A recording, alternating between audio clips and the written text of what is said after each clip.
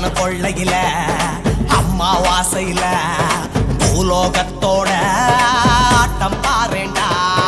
பரம்பரை பகத்தீர பயங்கர வெறியோட அவன் சுயரூபத்தை தான் காட்ட போறான்டா.